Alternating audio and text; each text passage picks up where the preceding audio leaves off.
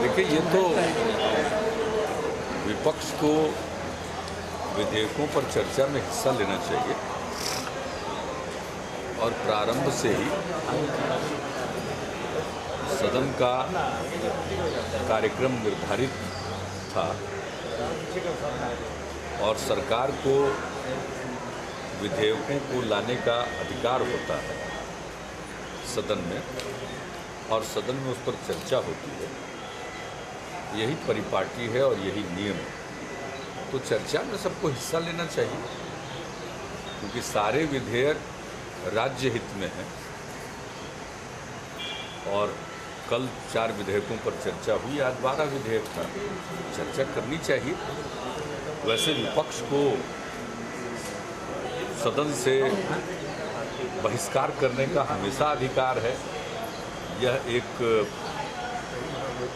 लोकतांत्रिक तरीकों में से एक माना जाता रहा, लेकिन क्यों, कोई आधार तो है नहीं।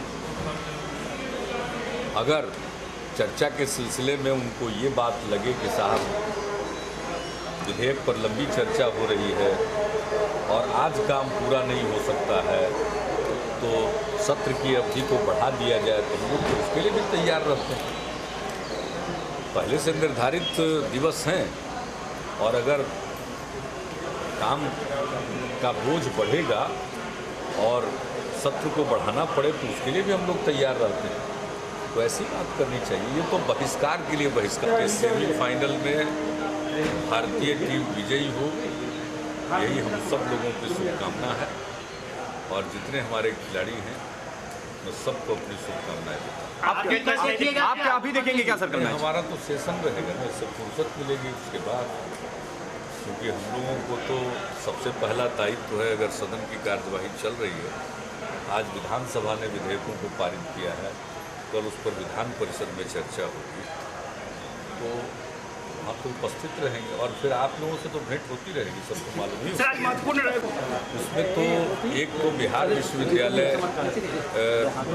संशोधन विधेयक है, उसका मकसद है कि अगर सरकार चाहे तो और विश्वविद्यालय स्थापित कर सकती है। उसके लिए कोई नया अधिनियम बनाने की जरूरत न पड़े। जो वर्तमान बिहार विश्वविद्यालय का अधिनियम है, उसके अंतर्गत ही अब ये प्रावधान कर दिया गया कि अगर नए विश्वविद्यालय खोलने हों तो उसके लिए नया अधिनियम लाने की ज़रूरत न हो। जैसे हम लोगों ने कुछ विश्वविद्यालयों की स्थापना की तो उसके लिए अधिनियम लाया, आर्यभट्ट ज्ञान विश्वविद्यालय के लिए जैसे। तो अधिनियम लाने का भी विकल्प खुला रहेगा, और बिहार विश्वविद्यालय अधिनियम के अंतर्गत भी अगर सरकार चाहे तो नए विश्वविद्यालयों का सृजन कर सकती है, गठन कर सकती है। तो इससे किसको एतराज़ हो सकता है? हमारे यहाँ और विश्वविद्यालय ज़रूरत पड़ने पर खोले जाएं। तो इस तरह से उसमें कई प्रावधान हैं, उसमें से एक की हमने चर्चा की। इसी तरह से अन्य भी काफ़ी उपयोगी और ज़रूरी, और इतने दिनों के अनुभवों के आधार पर हम चाहते हैं कि हमारे कई संस्थाएं हैं, कॉलेजेज हैं अलग अलग विश्वविद्यालयों में, जो बहुत ज़माने से चले आ रहे हैं, उनको हम सेंटर ऑफ एक्सीलेंस के रूप में विकसित करना चाहते हैं। तो इस तरह का काम हम उच्च शिक्षा के क्षेत्र में करना चाहते हैं। आप जानते हैं, नई पीढ़ी को जो आधुनिक जो तकनीक है या जो आधुनिक ज्ञान है, उसमें पारंगत बनाने के लिए हमें और अच्छे संस्थाओं की आवश्यकता पड़ेगी, और वर्तमान संस्थाओं को हम और बेहतर बनाएं। तो यही सब उद्देश्य है मूलतः विश्वविद्यालय के विधेयक में। और अपने यहाँ चूँकि पटना विश्वविद्यालय का एक अलग विधेयक है, तो पटना विश्वविद्यालय में तो नए विश्वविद्यालय सृजित करने वाली बात नहीं, लेकिन अन्य बातों सर्च कमेटी इसमें एक प्रावधान किया गया है कि एक सर्च कमेटी सरकार बनाएगी, और उसमें कौन कौन लोग रहेंगे इसका भी उल्लेख किया गया है। उसमें कुलाधिपति के द्वारा मनोनीत व्यक्ति होंगे, राज्य सरकार के मनोनीत व्यक्ति होंगे, उसमें बिहार के विश्वविद्यालयों में से किसी एक विश्वविद्यालय के कुलपति होंगे, फिर आईआईटी या एनआईटी में से किसी एक के डायरेक्टर को हम लोग रख सकेंगे। तो इस तरह से काफ़ी उसको एक सर्च कमेटी को काफ़ी व्यापक बनाने की गुंजाइश है।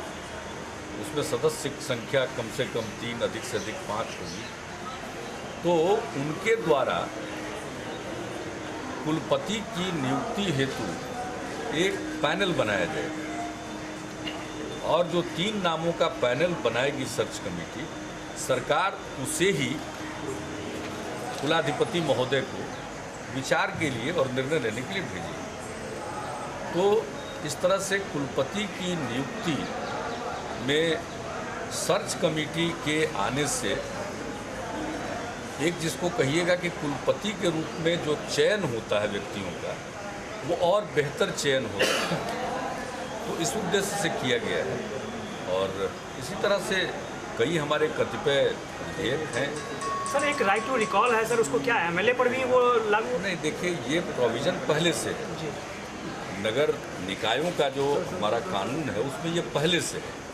फ़र्क ये है कि पहले अगर एक वार्ड काउंसिलर को आप हटाना चाहते हैं तो पहले के प्रावधान में था कि 2/3 काउंसिलर ही मिल करके उनको हटाने की प्रक्रिया प्रारंभ कर सकते। तो ये उचित नहीं था कि उन्हीं के सहयोगी हटाने का प्रस्ताव लाए। उन्होंने तो चुना नहीं है, चुनी तो है जनता। तो अब ये प्रावधान हो रहा है कि जनता की तरफ से वो उद्भूत होगा, उनके द्वारा इनिशिएट किया जाएगा, ये प्रावधान है। राइट टू रिकॉल का प्रावधान है। आपने राइट टू रिकॉल के बारे में कहा जाता है कि ये संसद और विधानमंडलों पर भी लागू किया जाए। तो हम लोग जिस आंदोलन की उपज हैं, जेपी के नेतृत्व में जो आंदोलन हुआ 74 में 75 में, तो उसकी एक मांग थी कि प्रतिनिधि वापसी का अधिकार होना चाहिए। तो हम लोग तो उसका समर्थन करेंगे, लेकिन यह हमारे अधिकार क्षेत्र में नहीं। ये एक राष्ट्रीय मसला है और ये संसद के अधिकार क्षेत्र का मसला है। लेकिन अगर इस पर कोई विचार विमर्श होगा तो हमारा रुख उसमें सकारात्मक होगा।